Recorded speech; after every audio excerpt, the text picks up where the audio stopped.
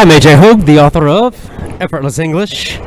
Learn to speak English like a native. Go to effortlessenglishclub.com. You want to speak English powerfully. You want to speak English confidently. Speak English fluently. Think in English. Speak English effortlessly. To do that, you have to train English. Train with my VIP program. Join my VIP program today at effortlessenglishclub.com. That's effortlessenglishclub.com. I'm going to start today with a very difficult topic. It's a hard topic to talk about, honestly. I've struggled trying to think about how do I talk about this topic, because it's such a hard topic. But I guess I'll just do my best, right? That's part of our code. We do the best we can. I'll do the best I can to talk about this topic. And the topic is evil. Evil. E-V-I-L. Evil. Evil in the world. See, as I grew up, from childhood and then into adulthood, and then getting older and traveling the world and having more and more and more experience in the world, I have realized that there is indeed terrible, we should say, I guess, terrible evil in the world. There is terrible evil in the world.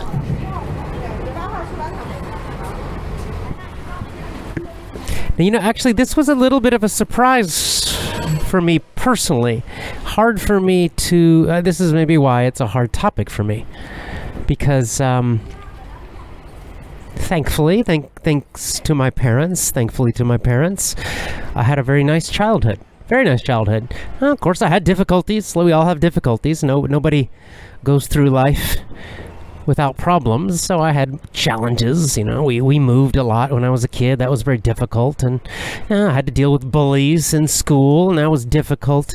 But I wouldn't call that evil. I mean, bullies in school, the ones that I had to deal with at least, they were mean. I wouldn't quite describe them as evil. So I grew up really without any encounters with evil, and then I went off to school, university that is, and again, of course I met some people who were not great, not wonderful people, but again, I wouldn't say I really encountered anyone that was evil. At least I never had to deal with it. So I managed to get through pretty much most of my youth. Well, I'd say all of my youth, really, without encountering evil, without really even being aware of it. Now, I imagine there are a lot of people like me. Because in many parts of the world, where we have a lot of civilization, where we have countries, or at least areas inside of countries that are very safe. Japan's a good example of this. Very, very safe country, relatively. That it's easy to go years and years and years, sometimes even a whole lifetime, without a direct contact with evil.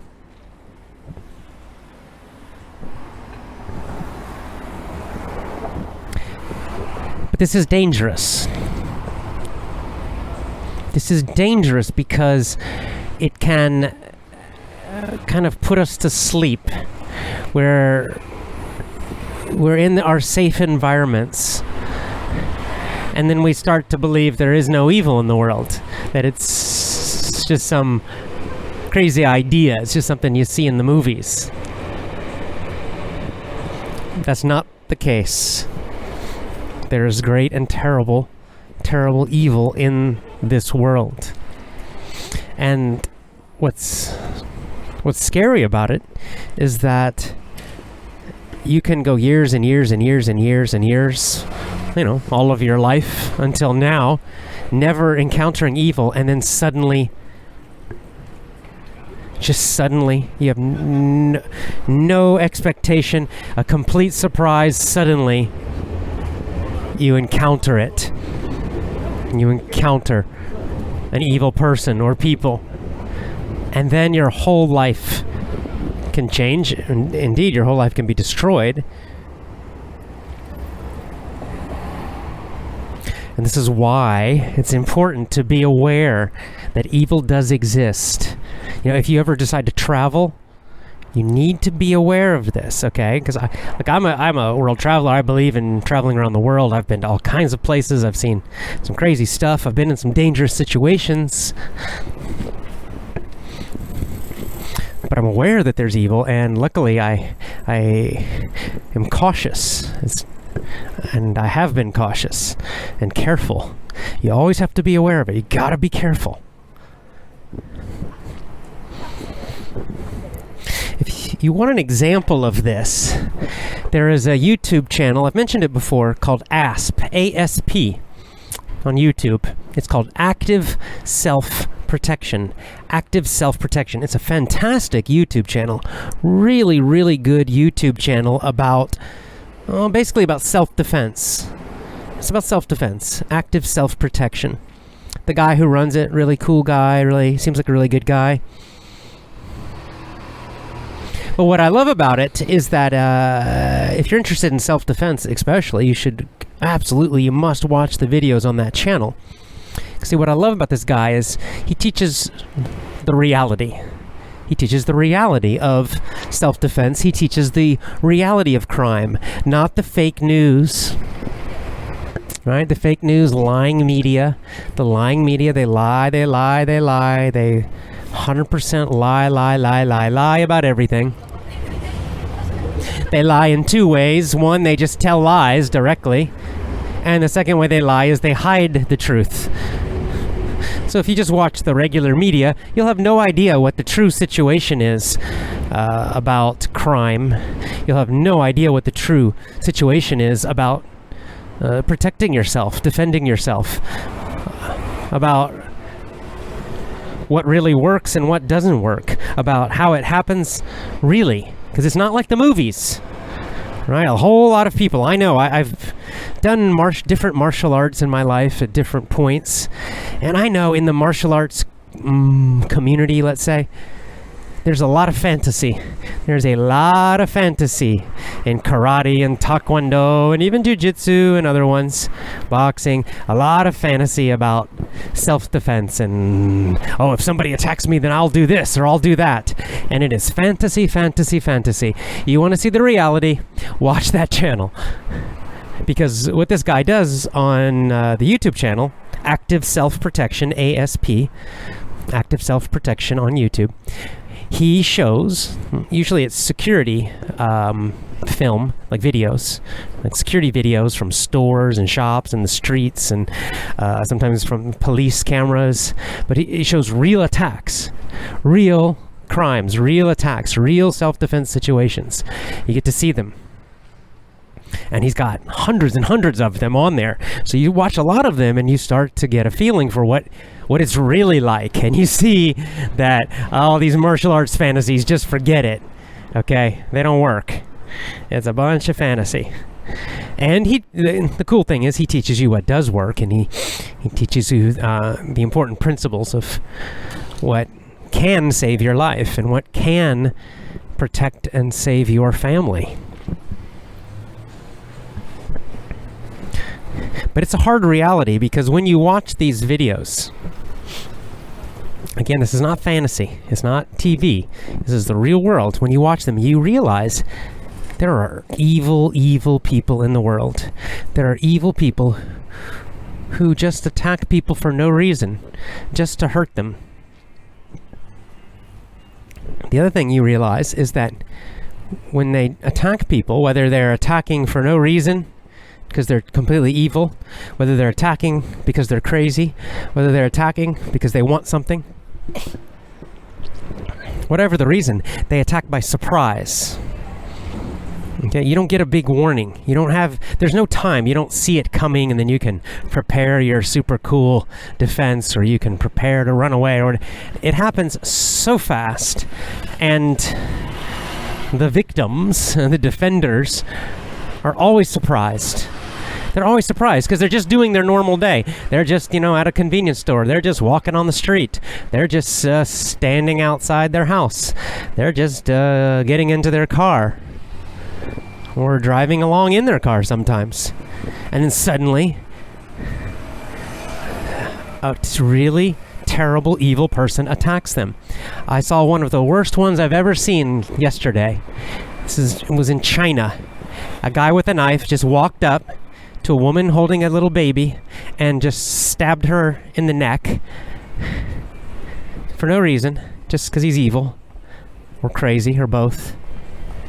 And then another woman tried to help, and he stabbed her in the neck and killed her. And then he just walked away.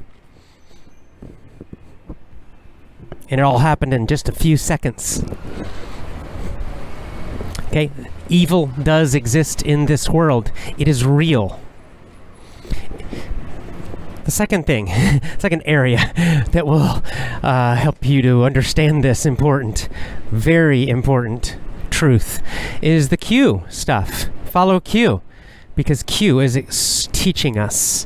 One of the key things Q is showing us is how much evil there is in this world, especially at the top, among the powerful and the super rich.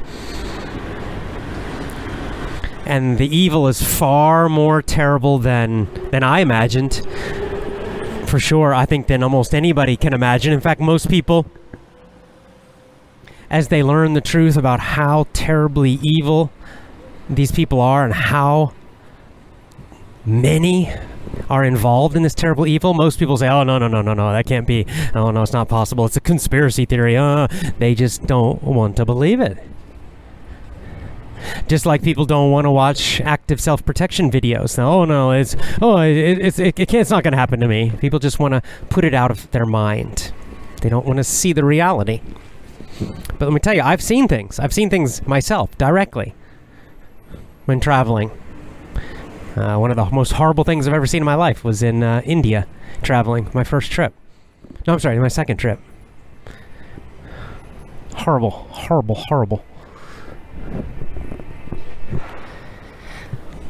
Evil exists. See, one of the problems, something I've realized, when I was younger, I was a little more naive. Probably, I think I know a lot of people are, because, see, a lot of people, a lot of religions, I would call it a kind of fake religion, to be honest. But a lot of religion teaches that being good equals being soft, that being good equals weakness, that being good equals ignorance, pretending that everything's great. That being good means you think that everybody else is also good. There's no evil in the world, that you just have to be soft. As long as you're nice, everything is going to be fine. Right? I'm a Buddhist, and there are a lot of Buddhists, especially in the West, in America, who I would say they practice fake Buddhism because they don't really read the sutras or practice at all. They just have this idea of just be nice. They think it just means be nice, right? Be nice, that's all. No, it's not. It's not all. That's not even any of it, actually. I've seen the same thing with Christians, where Christians will believe that, just Christianity means just be nice, just love and forgive everybody. No. That's love and forgiveness are part of being good, but you don't just love and forgive everybody for everything. It doesn't mean you accept evil. This is corrupted good. I would call it the corruption of good, the corruption of religion, the corruption of truth. This idea that silence is good. Silence against evil. That when you see evil, when you know about evil, you should just be silent. Don't say anything. Because then you're not being angry, so that means you're good. No, it doesn't. It means you're weak. This idea, this corruption that to be good means to surrender to evil, right? That when you see evil, when you encounter evil, you just surrender because you're kind. That means you're good. No, it doesn't mean you're good. It means you're weak. It means you're a coward. You're a coward. It means you're letting evil win. That's not good. This idea that we see in the West, especially among kind of the communist, leftist type people, that good means tolerance. They love this word, be tolerant. Tolerance. Tolerance means you accept. Just accept everything. And so they teach that you accept evil. That you just accept the evil. Just accept the evil people. Oh, we got to forgive them and just accept them. Wrong. That's not good. That's a corruption of good. Accepting evil means you are evil. Accepting evil means you are evil. You do not tolerate evil. You do not tolerate evil. You fight it. If you can, you destroy it. This idea that to be good means to be nice. This is just some kind of modern, very recent, mostly kind of hippie, kind of socialist, communist idea that is just a lie, an outright lie. It's designed to make you weak. You can see all these ideas, these messages are designed to make you weak. They're designed to make good people weak. They're designed to teach good people just to be weak and soft. To accept evil. Don't fight against it. Just accept it. Don't fight against it. Surrender to it. Don't fight against it. Tolerate it. Be soft. Just be forgiving and loving. That's all you need to do. It's not all you need to do. Goodness and truth require much more. That's why they're more difficult. It's much more difficult to be good. Because to be good requires discipline. To be good requires strength. To be good requires fighting against your own weaknesses. Mental self-discipline, emotional self-discipline. To be good requires thinking long-term, not just short-term, not just what will make you feel good right now. To be good means fighting against this evil. That's why I recommend that you do follow Q, and even just a little bit. And this is why I recommend definitely you should get on that YouTube channel, ASP, Active Self-Protection, so you can see it. You need to see it. You need to be aware that it exists, okay? And when you see what these people are like, these evil people, you'll realize that loving them won't do anything. It won't help, okay? Forgiving them won't help. Accepting and tolerating them will not help. It will just make you a victim. It just means good people suffer and good people die and good people lose. The only way to deal with those kinds of people, these truly evil people, is to fight them and destroy them. If you are attacked, if your family's attacked, let's make it personal. I think you can understand this. Let's just imagine it's you, it's your family, it's possibly your children. What if they attacked you? What if your children were in danger? Would it be good to be weak? Would it be good to surrender? Would it be good to do nothing? Would it be good to tolerate them? Would it be good to accept them? To forgive them? No. If your children were in danger, if your family was in danger, what would you do if you were attacked? If they were attacked, you would fight back with every amount of strength you have. You would destroy them. You would fight with all of your power to destroy the evil that was trying to hurt you and your family. You would destroy them. This is real self-defense. This is real goodness. This is what goodness and truth demands. That you don't go attacking people yourself, right? It's not that you're going and attacking people for no reason. You're not attacking anyone at all. But if you get attacked, if someone attacks you, if evil targets you or someone you love and care about, then you're defending yourself. And at that point, no more weakness, no forgiveness, no tolerance, no love, except the love of your family and the love of goodness. That's what gives you the power. But the evil ones, the attackers, you destroy them. This is the mindset you must have to survive against evil. I hope you never see it yourself. I hope you never encounter it yourself, but you might. You might, okay? It exists. It's all around, and even in safe places like Japan, it exists. These people exist. Terrible things happen in Japan too.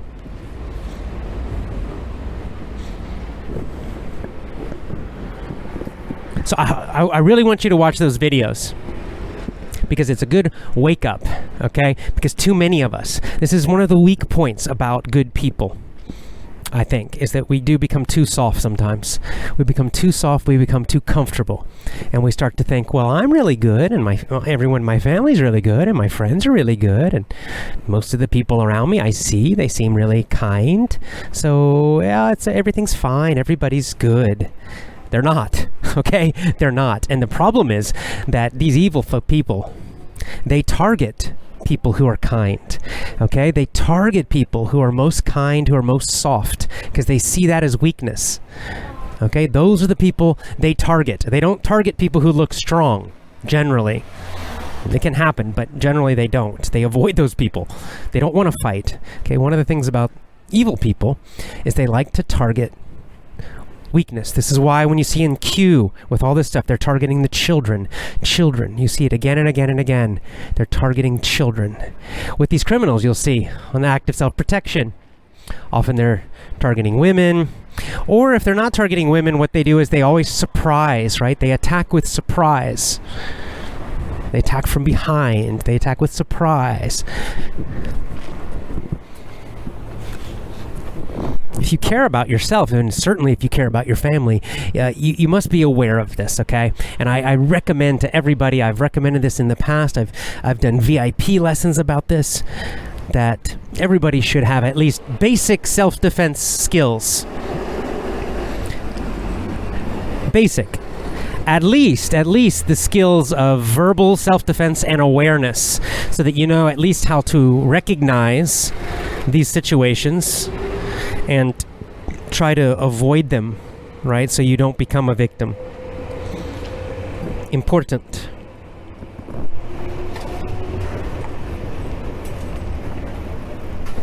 I mentioned this before in one of my VIP lessons, how even Mahatma Gandhi, Mr. Nonviolence, even Mahatma Gandhi in his autobiography, which I read, he said that fighting with violence, defending yourself with violence, is better than surrender.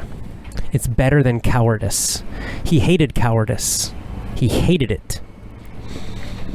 And he said, look, if your only choice is surrender or fighting, you should fight. Now, in the situation he had in India against the British, he felt they could win with nonviolence, and indeed they did. But even Gandhi recognized that sometimes you may have to fight with violence.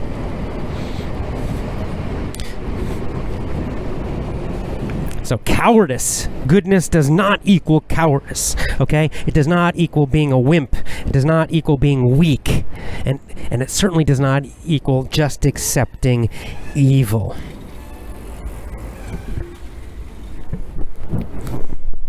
Okay, check out those videos. Active Self-Protection on YouTube. Another interesting point, this is from a quote I recently saw. I didn't see it directly. Someone quoted Nicholas Taleb, who's a very interesting guy. Syrian, I believe he's from Syria. He wrote Anti-Fragile, which is a great book.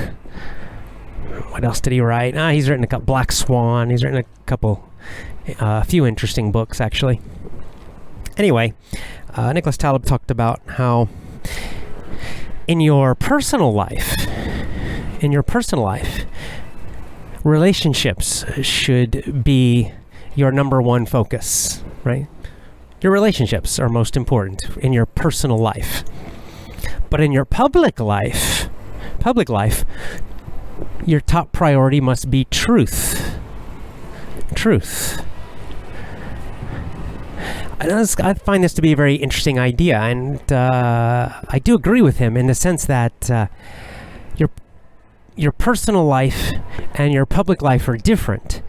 And indeed, you should have different priorities, different values for each one, right? What this means is that with the people who are closest to you, that you love, that you know face to face, and you know them well, you're going to treat those people differently.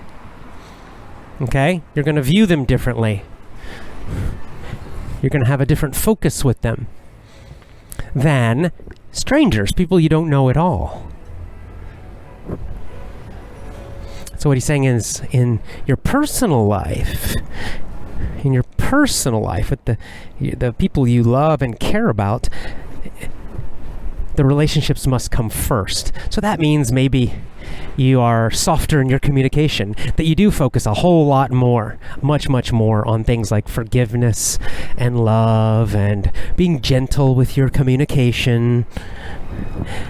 In your personal life with the people you love, maybe you avoid talking about some topics. Like if you have dinner with your parents, let's say your older parents, and if you disagree a lot about politics, that's common, that, well, maybe you should just avoid the topic of politics when you eat dinner with them, right? Because your relationship with them, your personal life, your parents that you love, that's the most important thing, is keeping that really strong, positive relationship with them.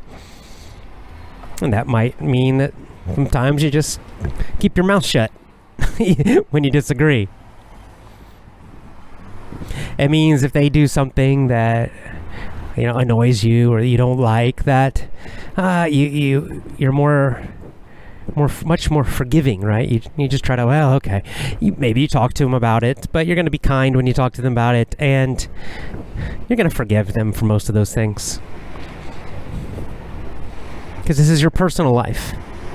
These are the people you love and care about and know for years and trust.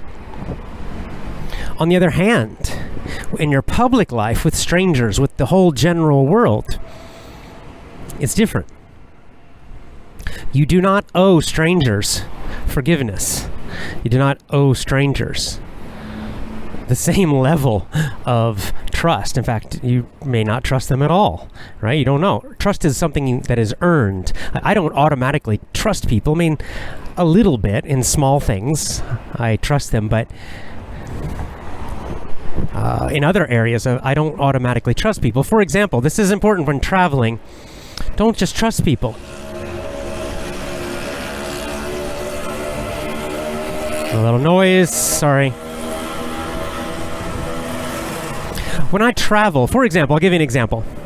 When I travel, if I'm just traveling, I'm in a new city, or any city really, and I'm walking around, and someone walks up to me on the sidewalk to try to talk to me, I don't trust them. Immediately, I don't trust them. Immediately, I'm suspicious, because this is not normal behavior, okay? Normal people don't walk up to complete strangers and try to talk to them on the sidewalk. And I have learned from experience that most of the time they can't be trusted. Maybe they're going to ask for money. Maybe they're going to try to steal something from me. Maybe they're preparing some kind of ambush or something. So if someone starts approaching me in public, I will back up. I put my hands up, and I'm very suspicious. Now, I don't start screaming at them or anything, because I've got to feel the situation. Sometimes they might just ask for directions. Oh, can you tell me where this is? And okay, yeah, and I'll give them directions. But I'm still not 100% trusting, okay? I'm careful. I'm watching them carefully, and I always keep a little distance. I don't get too close to them, right? Because criminals and bad people, they will pretend to do these things so they can steal from you or attack you or do other things. So you've got to be careful. You don't owe them any trust at all.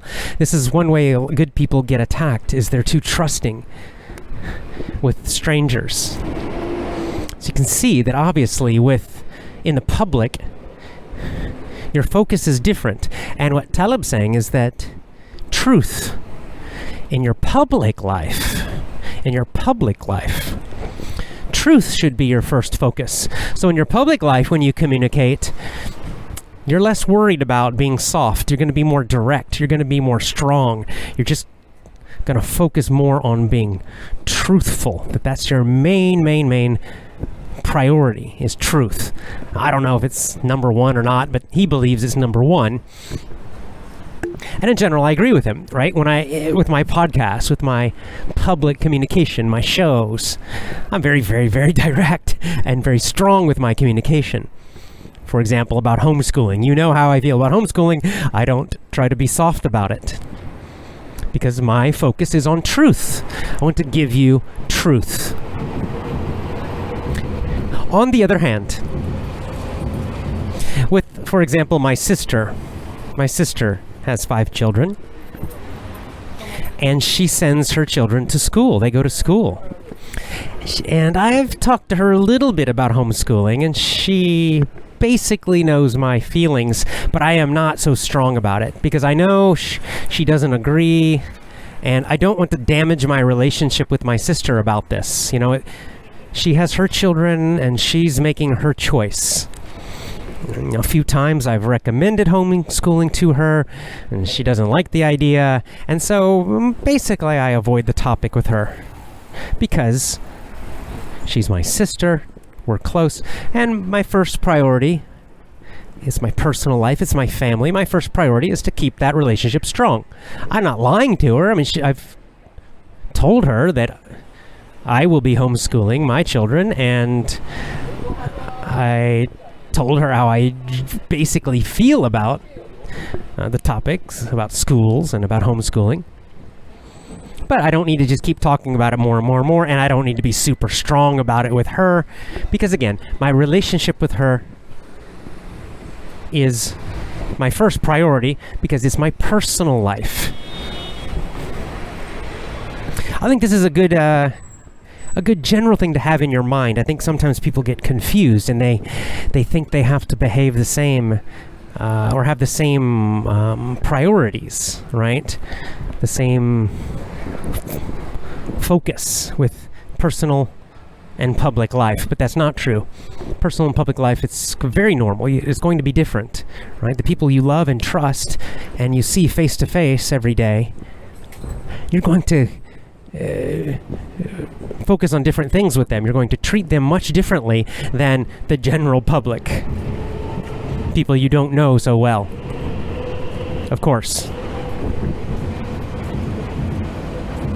Not only is that okay, that's actually good, and it's actually necessary. Speaking of public, join me over on Gab, gab.ai, Gab.ai. That's gab.ai. Remember, I'm decentralizing social media, decentralizing. This is a battle. It's a long battle. If you can look at history in this way, by the way, you can look at a lot of conflicts, a lot of things that have happened in history as a battle between centralized power and decentralization, right? Usually it's the people, the regular people, who want decentralization, right? More power to individuals and families.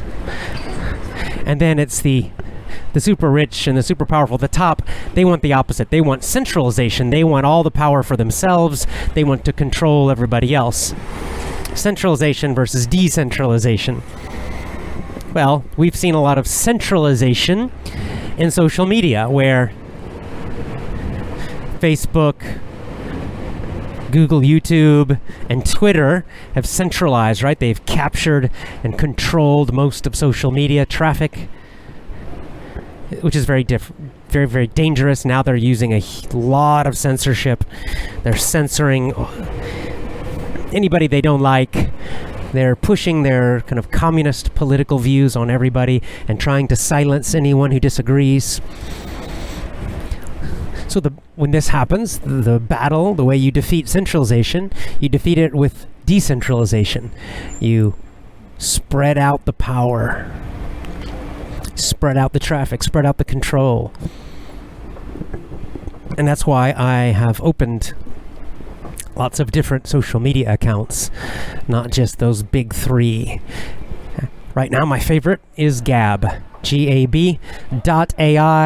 Gab is basically a Twitter replacement. Basically, it replaces Twitter. It has a similar feeling to Twitter, similar function to Twitter, and Twitter's the main social media that I use for communication, so it's no surprise that Gab is my favorite alternative. Gab is improved, for sure. It's improved compared to last year. I'm happily surprised by that. I'm getting more and more active on Gab. So it's gab.ai, gab.ai. I recommend you join. I mentioned before, it's now very popular with Brazilians, interestingly. But not only Brazilians, internationally. It's becoming more popular. Follow me on gab.ai. My account is my name, AJ Hoge, AJHOGE. Follow me on Gab.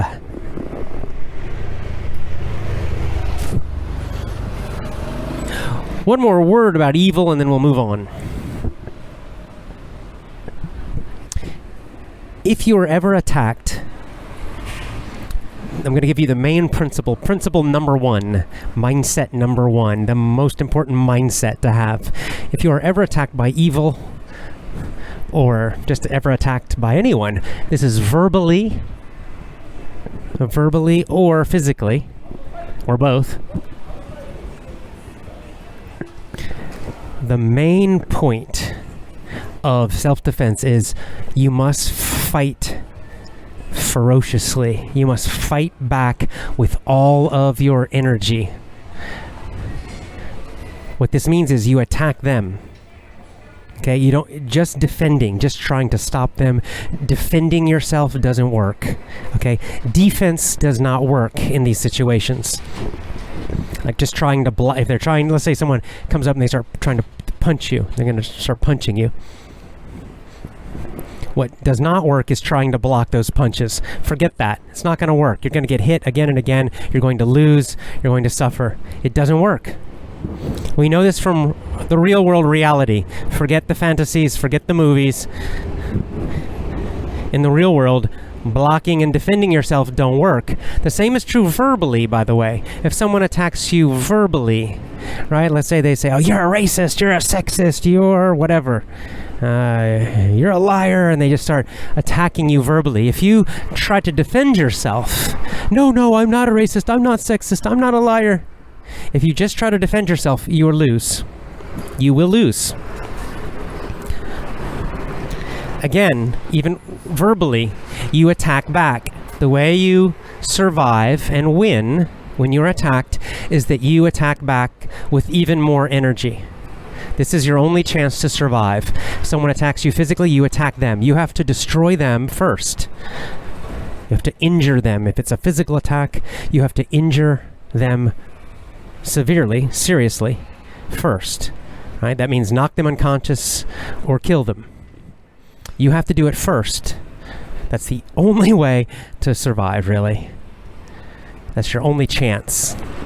And verbally, it's the same thing. Someone verbally attacks you, face-to-face especially, or like, let's say in a work environment or something, you have to attack them back with even more energy. You attack them with great energy. You have to destroy them first. This is real world. This is how you deal with evil. This is how you deal with being attacked. Forget defending yourself. Forget that. It doesn't work. It doesn't work.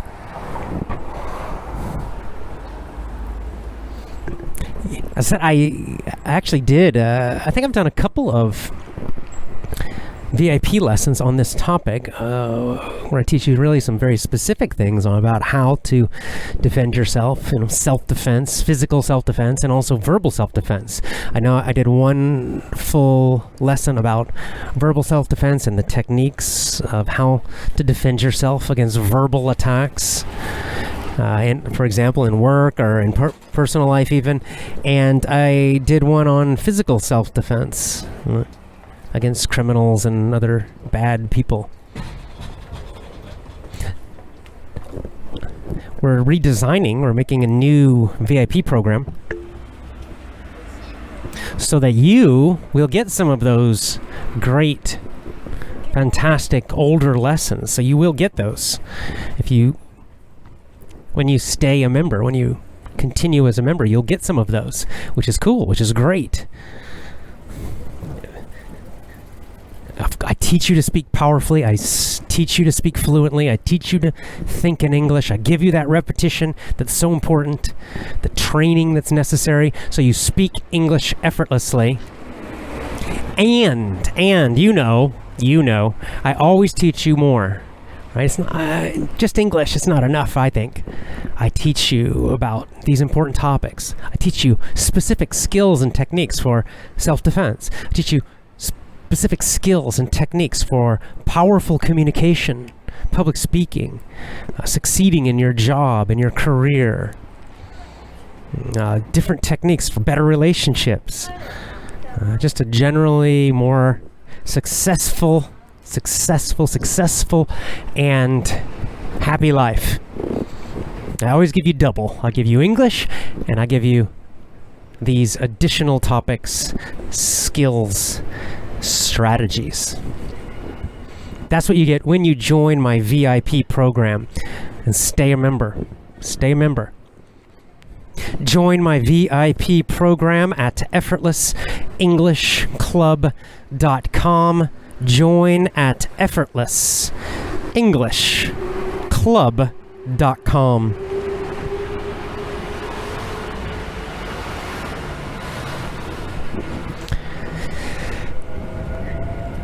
I mentioned travel. I have a lot of travel coming soon. I've had kind of we had basically one big trip last year where we went to America, and honestly not a great trip, and we went in the winter time, and it was kind of a stressful, difficult trip, honestly. But other than that, pretty limited travel. We went to Hong Kong one time too, but quite limited. But I don't know, unfortunately, I'd say unfortunately, I'm not looking forward to it. Unfortunately, this coming year we have a lot of travel. And a little bit difficult travel, honestly. It's going to be a bit tough, some of it. But, most of it's necessary travel. Several business trips that I've got to do. So I will be a road warrior. Starting soon. I'll be going, over the next year, I'll be going all the way around the world with stops in different places. It's going to be a year on the road, mostly. Now, the reason I said I'm not looking forward to it totally is because, of course, there are things I love about travel, and I've talked about them many times. Travel can be great. Travel does have some challenges. One of the challenges is it breaks your routine, especially. It's hard to be healthy when you travel. This is my main worry. And this is the thing that I always struggle with when traveling. It's continuing to eat well, to get enough exercise, that kind of stuff is kind of challenging. When traveling, I recommend, especially if you have to travel a lot, one of the things that helps me is to have a morning ritual. Just recently, VIP members, you got the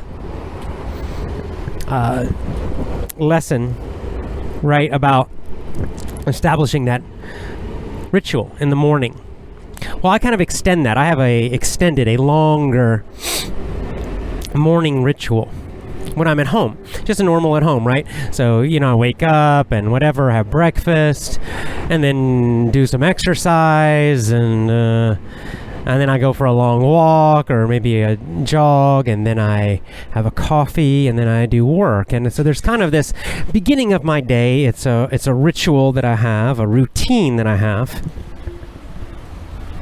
And my mindset is to focus on the most important stuff in the morning or in the beginning of the day.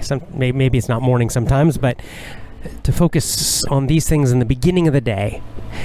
Right? Get these important things done first. Health, fitness, some exercise, and then usually some work. And then after that, the rest of my day is much more flexible and open. It just depends. Each day might be a bit different. One key way to enjoy travel and to make it less stressful is to keep these same morning rituals, routines, everywhere you go.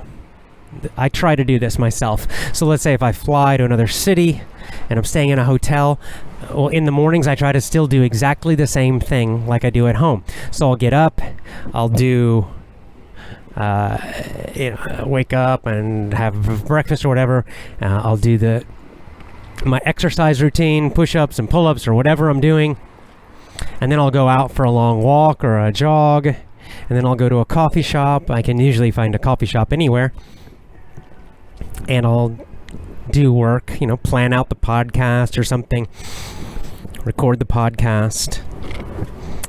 Do some work on the computer.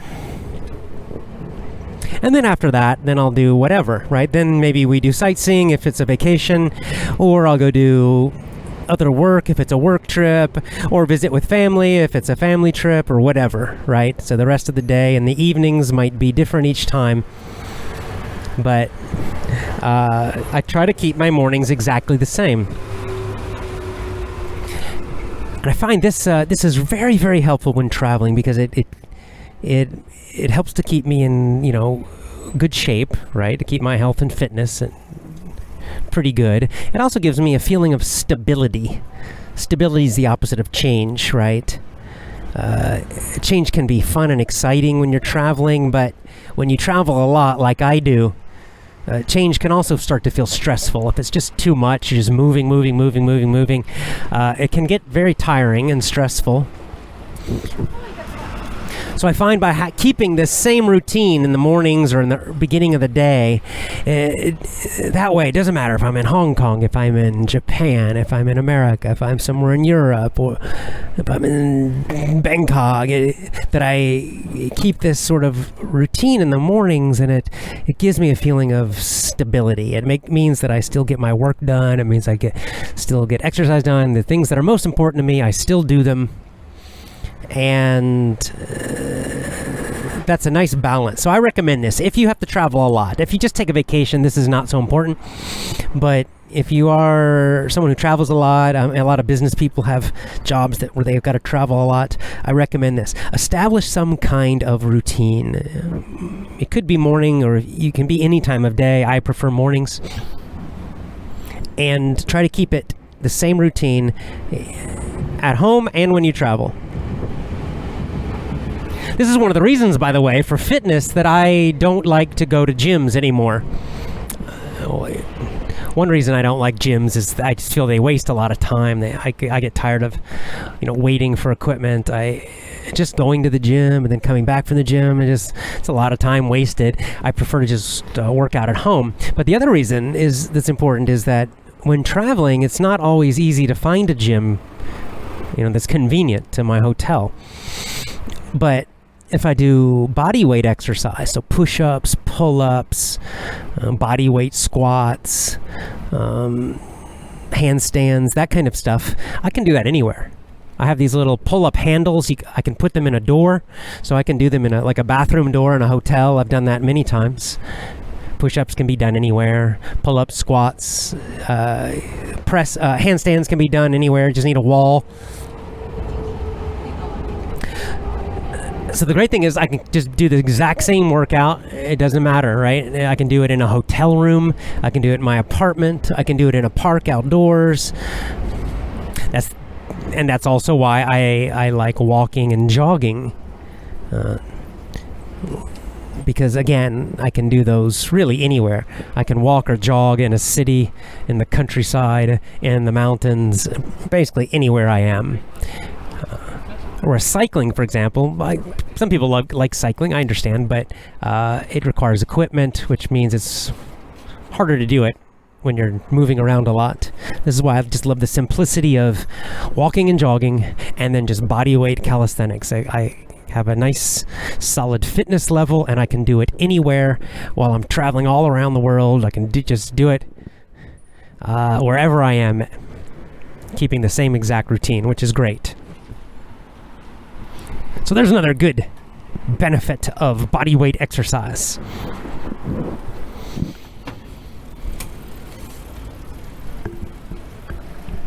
Okay, finally, let's talk about marketing. I got a request recently on the topic of financial freedom again. Talk about marketing. And the request was on social media. I think it was on Gab, actually. Someone asked me about starting a business and how to use the internet for marketing, and how maybe a lot of people, they're not sure how to use the internet for marketing purposes. And in general, I know a lot of people who start businesses, marketing is a big weak point, which is not good, because marketing is probably the most important thing. Like I said, marketing and product or service. You need a product or a service, and then you need marketing. These are the two super essential, super important parts of a business. These two. So no marketing means no business. There are basically two areas of marketing. Two general types of marketing, we could say. Targets is maybe a better word. Two targets for marketing in your business. One, I would say, is called new customers or new prospects. And this is the first one, right? If you open a business, let's say you just open a business. We'll use the restaurant as an example again. You open a restaurant. Well, what's your first challenge? You got to get people to come in.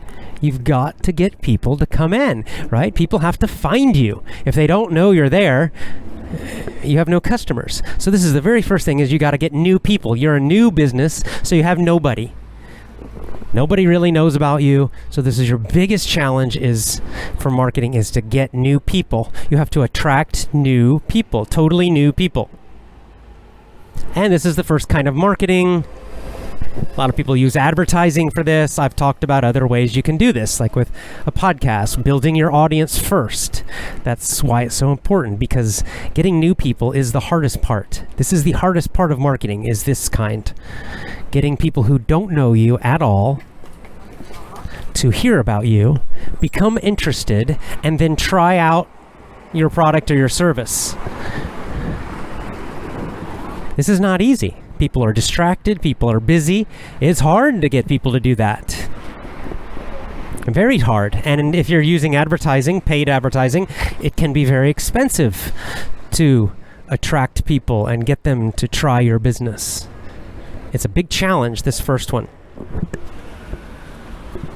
The second target for marketing are your customers, your existing customers, people who already know you, who already like you, and who maybe have already bought from you one time. And that target is actually super important also. Some businesses don't realize how important this is, and they kind of almost ignore their customers and their fans, because they're always worried about getting more new.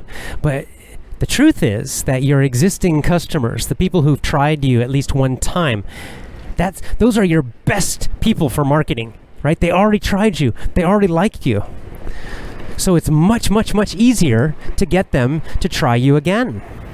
So again, using the restaurant example, the hardest thing is to get someone to come in the first time. That is the most difficult thing. They don't know about you, and you need to get them to come in and eat at your restaurant one time. That is very tough. Right? You're going to have to do a lot of marketing to get people to come in first. It's much easier to get someone to come back. If your product or service is good, of course. If your food sucks, then your business will fail. Okay, but let's assume your food's good. People like your food. You're a restaurant, people like your food. So you're new, nobody's heard of you. You advertise, you do all this other marketing, you do social media marketing, you get some people to come in. Well, don't just ignore them, don't just let them leave after that and they never hear from you again. That's crazy, because those are your best possible customers. Because your next step, the most important step, is to make them repeat customers. You want them to become regulars. That's how you make a successful restaurant.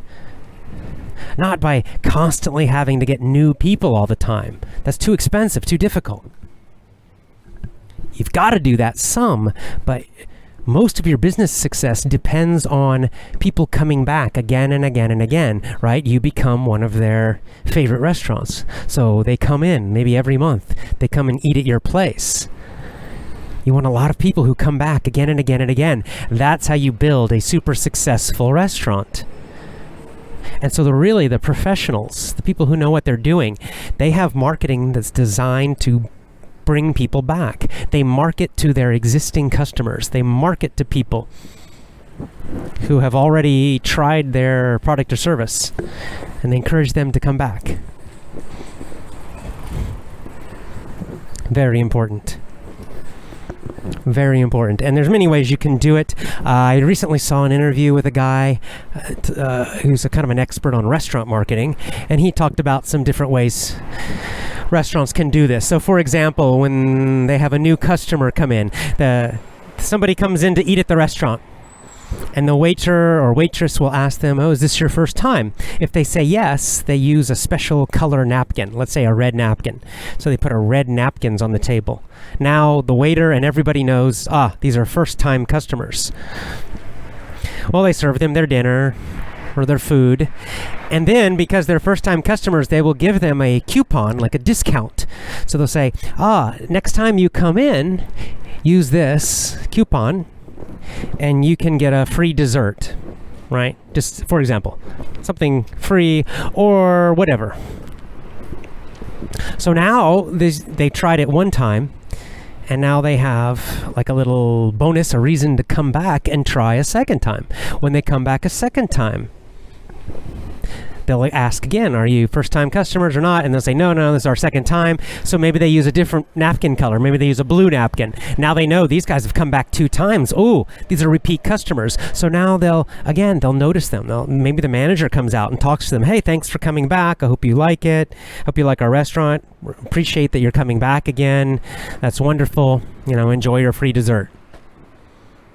Right? But this is a kind of marketing where they're focusing on existing customers, and the focus is to keep them happy, create this stronger connection with them, and this positive relationship with them, really, so that they will keep coming back again and again and again and again and again.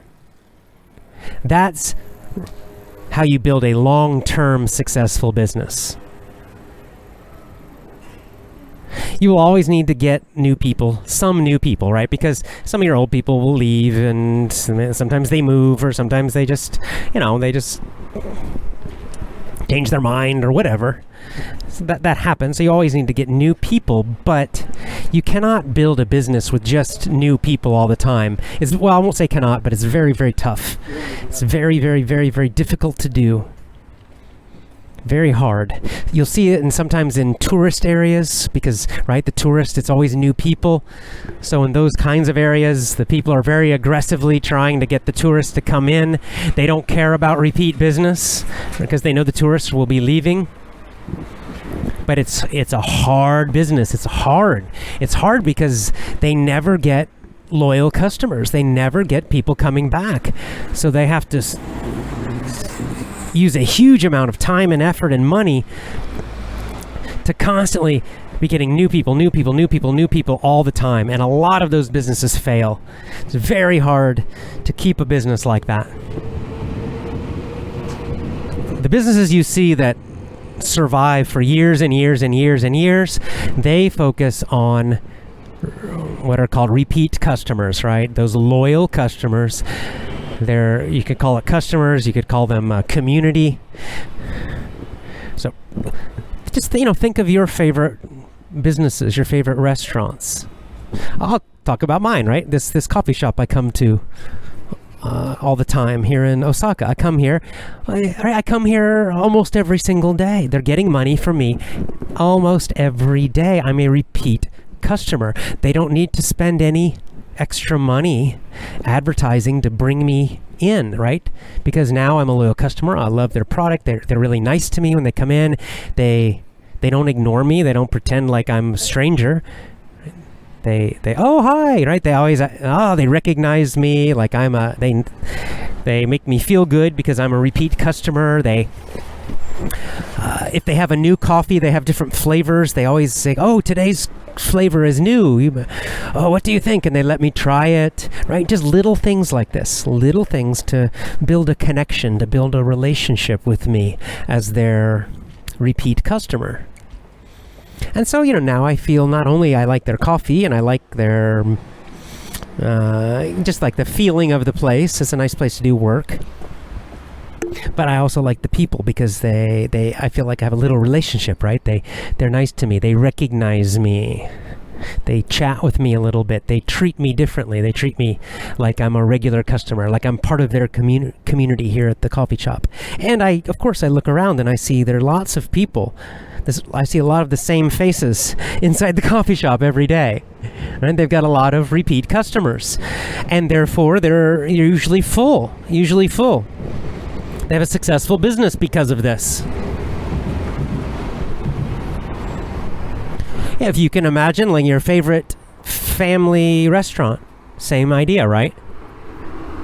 You probably go back several times per year, and they probably have lots of people who love that restaurant and go back many times. And that's why they're successful. So you've got to think about this. When you start a business, it doesn't matter online, offline, restaurant, whatever you're doing. It doesn't really matter. You should think about this carefully. Number one, I would say you want to sell a product or a service that people can buy again and again, not just one time.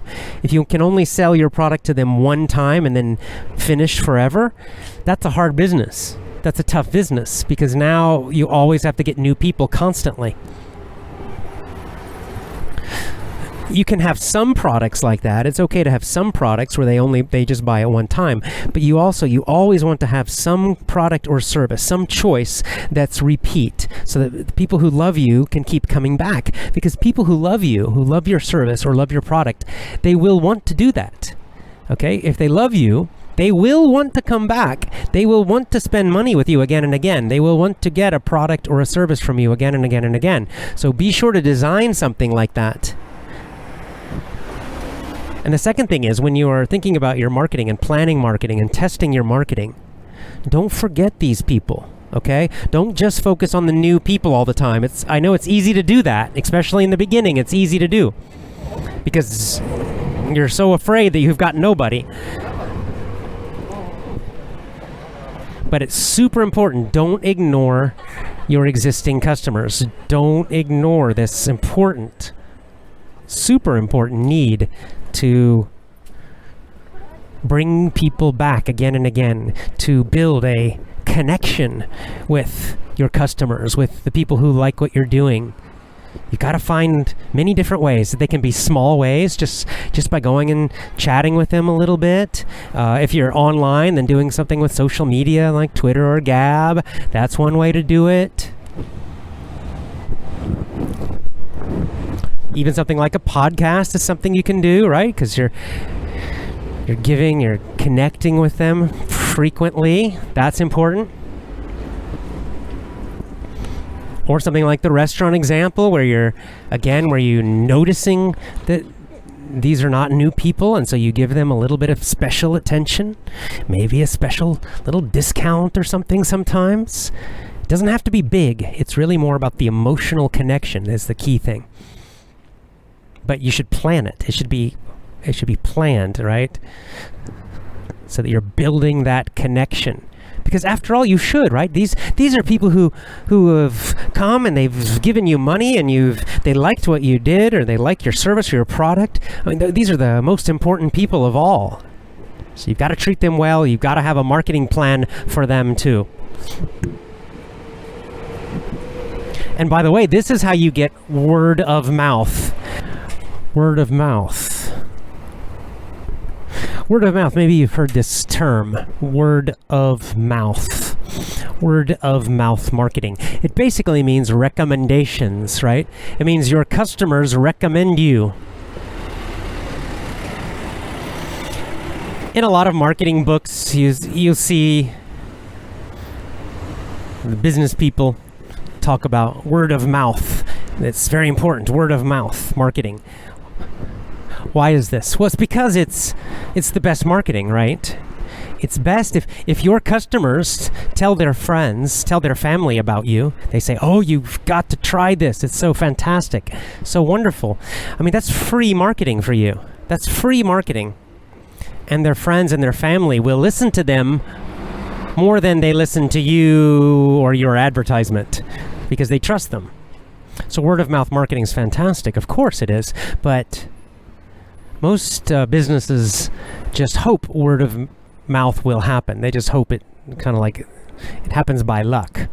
But see, this kind of marketing, when you market to your customers, your existing customers, when you do nice things for them, when you appreciate them, most of all, when you just connect with them, when you keep connecting with them, building that relationship with them, that increases word of mouth, right? They are much more likely to tell friends or family about you when you make them feel appreciated, right? So just like, for example, I'll give you back to the coffee shop example. There are 2 coffee shops I come to here at Namba Station. There are actually 2 that I go to. Mostly I come to this one, which is kind of a New York coffee shop. That's the style. It's actually, I think it's a New York company, although of course the owners and the workers are all Japanese. And then there's another one, a different one in this area that is kind of a European style that I've mentioned that one before. So I've got these 2 choices. I'd say 90% of the time I come to the New York coffee shop. 90%. I only go to the other one when this one is busy. I'm at the New York coffee shop today. Sometimes on the weekends, I'll come to this New York coffee shop. It'll be full. There's nowhere to sit. All the chairs are full. And then I'll go to the other one as my backup. But it's always my backup. It's almost never my first choice. Why? Well, it's these little things. You know what the main reason is? I'll tell you the main reason. When I go to the European coffee shop, it's Japanese workers, right? It's just European style. It feels like a European cafe to me. I go there, and I have been going there for, I don't know, a year and a half. It's the same workers every single time, right? So I recognize all of them. They have seen me many, many, many, many, many times. And yet, every time, even now, if I go today, for example, if I went today or this week, when I order, they never act like they know me. They never do anything to show that they recognize me as a repeat customer. They just look at me with like a blank face and just take my order. They never say, hey, how are you today? Nothing at all. Completely impersonal, right? On the other hand, this coffee shop, this American one, American style, It's the opposite. Like I just said, I come here every single time. They smile. Hey, how are you today? They say, oh, today we have a different flavor coffee. Maybe we think you'll like it. You probably like this one. They'll ask me about. Sometimes if I'm wearing my hat, like my Georgia hat, they'll say, "Oh, what is this hat? What does it mean? What's the G?" Right? It's just little. It's so small, right? These are such small little things, just basic human things. But the main thing is, right? They recognize me. I'm a repeat customer. They treat me like a repeat customer. They don't look at me like they've never seen me before, like I'm just a number. Right? It's just these little interactions completely change my feeling about this place. So I recognize the people here, and I'm like, oh yeah, they're so friendly, and they always smile, and they chat with me a little bit. And my Japanese sucks, and some of them can't speak English much, but it's just little. It's very, very small, but it makes a big difference about my feeling for this place as a customer. And so that's why when I come to this area, I come here first. I always come here first. Right? And that's marketing. You don't realize it, but that's marketing. It's also customer service, of course, but it is marketing. They are recognizing how important repeat customers are, and they're putting energy into appreciating their existing customers. They know it's their existing customers that will make their business strong. Very, very, very, very, very, very important. Now, what's interesting is the European one, they actually have a much better location. And maybe that's why they can survive and not do this, because they are in a super busy area, like right in the middle of the station. So they get a huge amount of traffic going by. So maybe that's why they don't care. Whereas this place, this New York one, is actually not a great location. It's not so busy here, and yet it's always full. Interesting. So you can see, to get word of mouth and to get repeat customers, you've got to take care of your customers. You have to have a marketing plan for existing customers. Just be sure you do this. When you start any kind of business, be sure you do this. Even something like real estate, like you're selling houses to people. Again, what do most real estate agents do?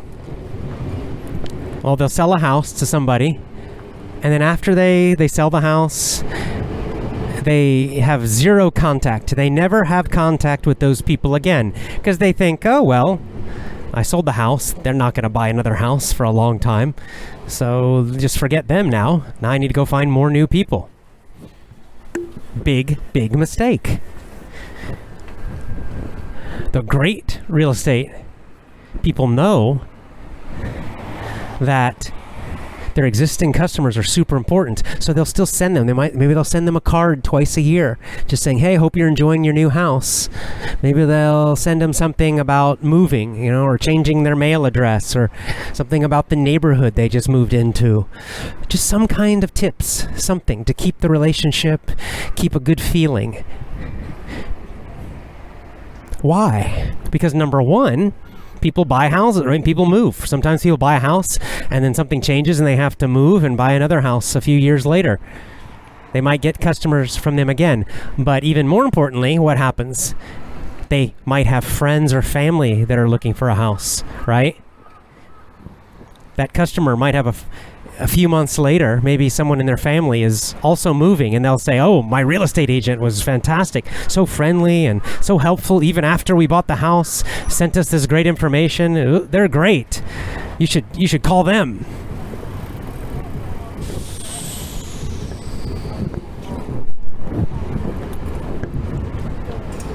So it doesn't matter. Any kind of business, you want to develop this positive relationship, this positive connection.